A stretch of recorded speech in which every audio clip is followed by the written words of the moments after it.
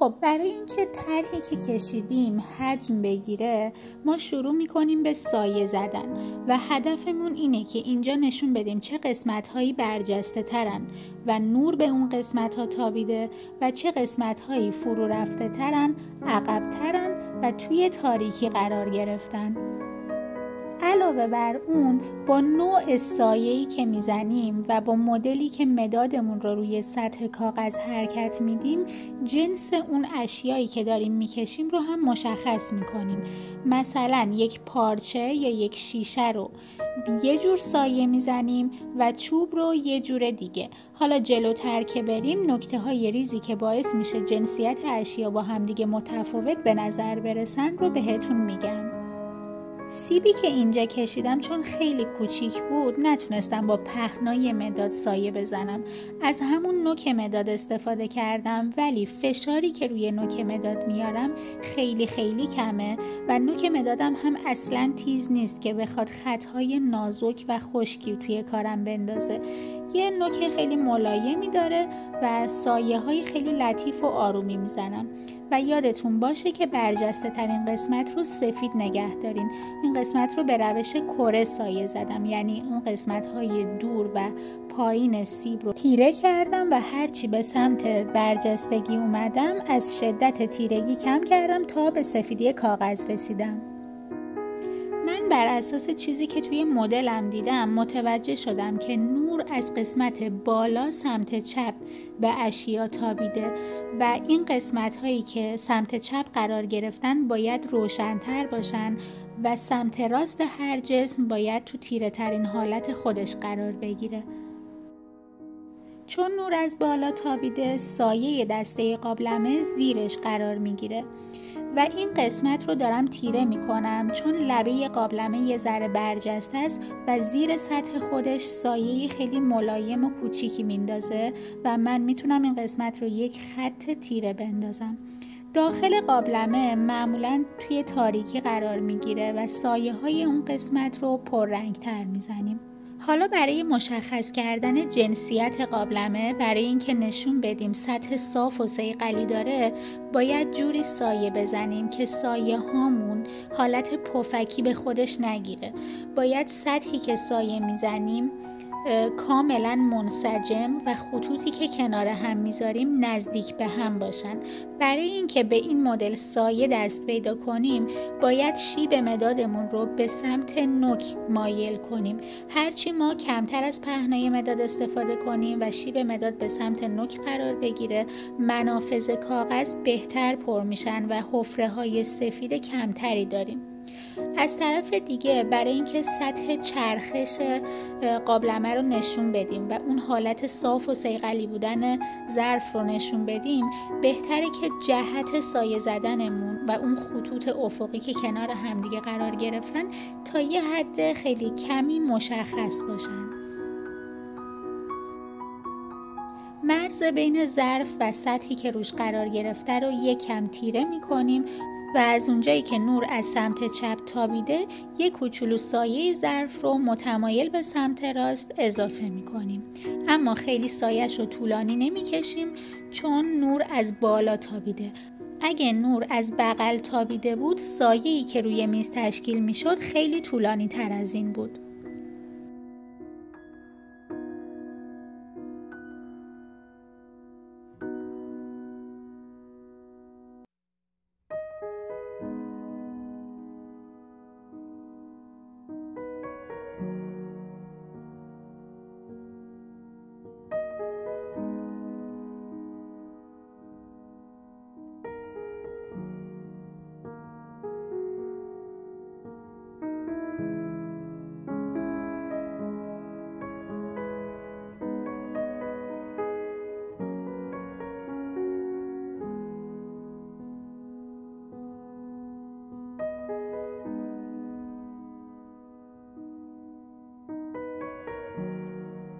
گفتیم که پارچه متناسب با شکل اون جسمی که زیرش قرار گرفته تغییر جهت میده و ما این رو با سایه زدن روی سطح پارچه هم میتونیم بیشتر نشون بدیم.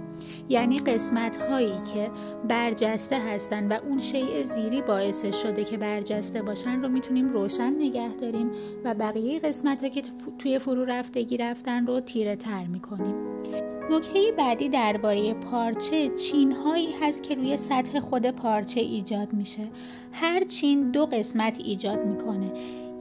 یک سمته که چین شروع شده و ما یک خط واضح و تیره ایجاد میکنیم که بین اون قسمت چین و پارچه کنارش یک مرز کاملا مشخص ایجاد کرده و از طرف مقابلش، یعنی از کنار اون خط تیره، ذره ذره شروع میکنه این سایه به روشن شدن تا برسه به برجسته ترین قسمت اون چین که سفید نگهش میداریم و اون نور رو انعکاس میده.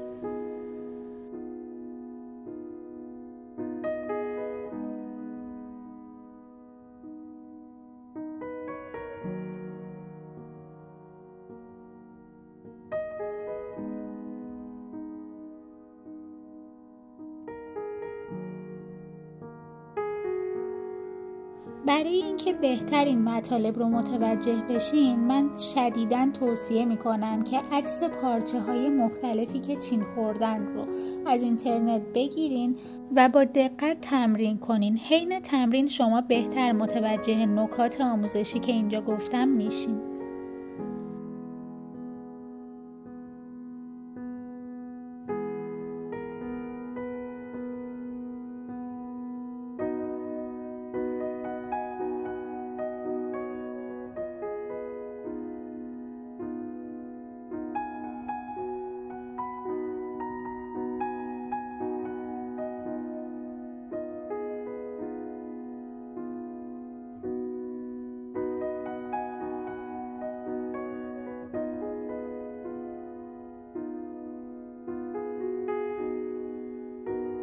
سایه‌ای که روی سطح پارچه میزنین ترجیحاً صاف و یک نواخت باشه، مخصوصاً اگر پارچه‌ای که دارین ساتن یا یک پارچه خیلی نرم باشه. حالا بستگی به جنس پارچه داره. پارچه‌های پشمی نیازی به این همه ظرافت نداره و میتونین یه سری خطوط ناهماهنگ توی سطح پارچه ایجاد کنین، ولی ترجیحاً و به طور کلی پارچه باید یک سطح صاف و صیقلی داشته باشه که همون قوانینی که برای سایه زدن توی قابلمه بهتون گفتم تا حدود اینجا هم باید رعایت کنید. و اما سایه‌ای که برای این بشکه چوبی میزنیم کاملا فرق میکنه. اولا داخلش رو کاملا تیره میکنیم چون هیچ نوری به این قسمت نرسیده و کامل باید تاریک باشه. حالا میرسیم به سطح بیرونی. سطحی که میخواین نشون بدین چوب هستش و کاملا زمخته، باید سایه هاتون لطافتی نداشته باشه. البته که باید نظم داشته باشه و خطوطی که کنار هم میذارین تا اون سایه شکل بگیره یک انسجامی بینشون باشه. اما میتونین فشار رو روی سطح مداد کم کنین تا منافذ سفید لابلای سایه‌تون ایجاد بشه. از طرفی جوری سایه بزنین که رد مدادتون بمونه. مثلا من میخوام این نوار دوره بشکه رو نشون بدم که خطوط چوبش از بالا به پایین هستش و جوری این رنگامیزی رو انجام میدم که مشخص بشه اون خطوط عمودی چجوری کنار هم دیگه قرار گرفتن. و از طرف دیگه چون میخوام خیلی پر و خشن به نظر بیاد سایم، یک سری هاشورهای مورب از چپ به راست و راست به چپ بهش اضافه میکنم. همین کار رو برای بقیه سطح چوب هم انجام میدم، با این تفاوت که قسمت هایی که میخوام نورانی تر باشن فشار رو روی مداد تو اون قسمت ها کمتر میکنم و قسمت های تیره تر رو پرفشارتر پیش میبرم. از طرف دیگه همین قسمتی که الان دارم سایه میزنم در معرض نور قرار گرفته و اینجا باید توی کمرنگ ترین حالت باشه و بقیه قسمت ها هرچی به سمت راست پیش میریم باید سایه هامون تیره تر باشن. اینجوری حالت دورانی بشکه هم بهتر نشون داده میشه.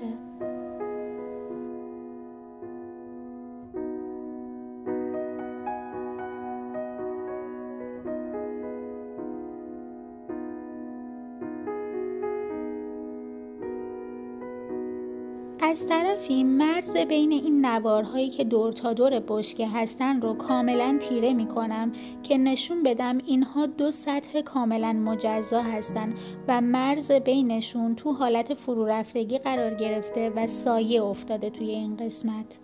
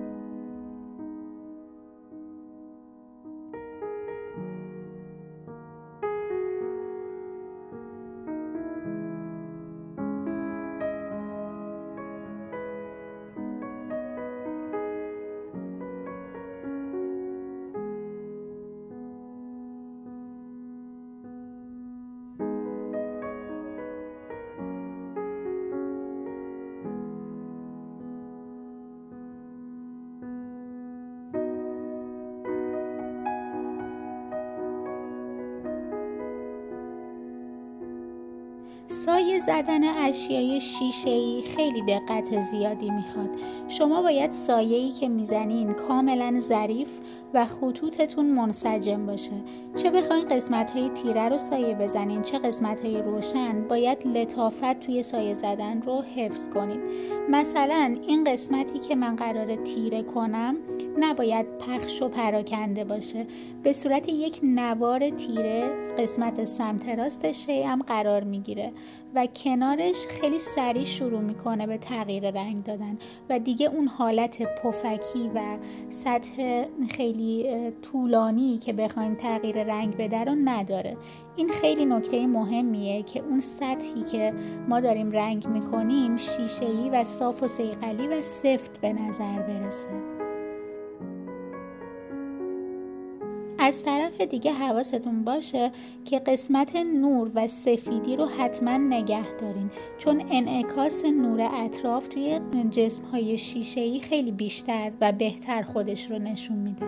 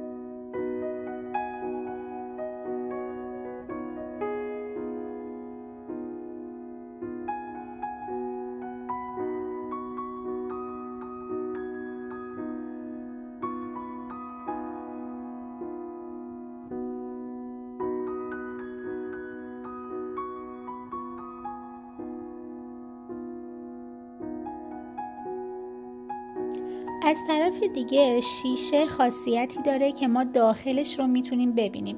پس این حلقه پایینی سطح مقطع بطریتون که کاملا حالت دورانی داره و به صورت یک چشم به وجود اومده رو حتما باید داخل تصویر بکشین که نشون بدین این جسم شفافه و سطح داخلیش رو شما میتونین ببینین.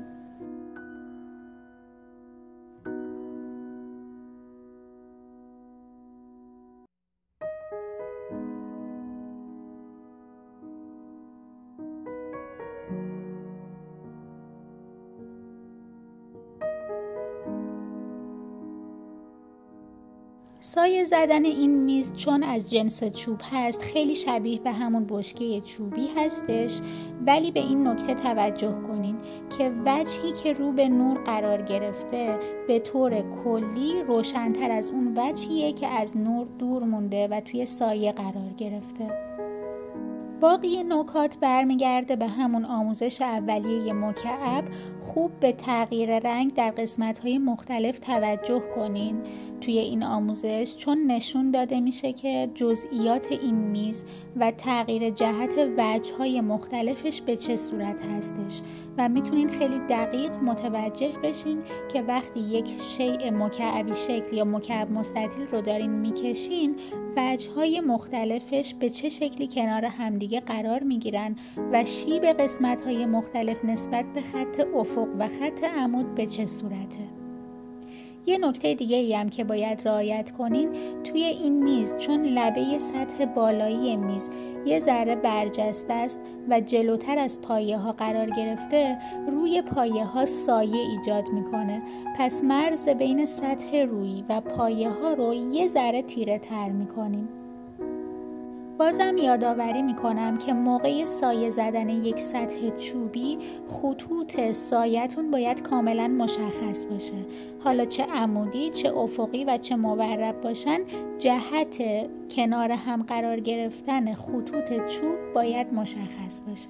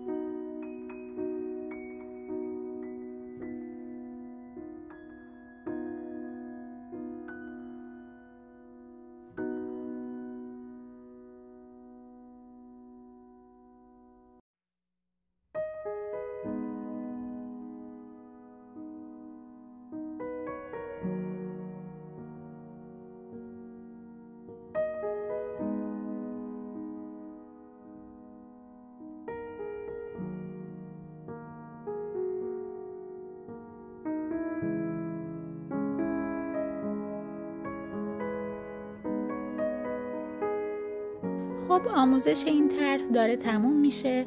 این یکی از ساده ترین طرح‌های اشیا بود که میتونستم برای شروع کار براتون انتخاب کنم. از اینجا به بعد طرح‌های دیگه‌ای رو با هم دیگه کار میکنیم که شامل نکات خیلی حرفه‌ای‌تر و پیچیده‌تری هستش. شاید به ظاهر شبیه به هم باشن ولی نکاتی که اونجا توضیح میدم خیلی بیشتر و پیچیده‌تر هستن. پس لطفاً بعد از هر آموزش تمرین‌هاشو به خوبی انجام بدین که آماده تمرین‌های سخت‌تر و درس‌های پیچیده‌تر در جلسات بعدی باشین.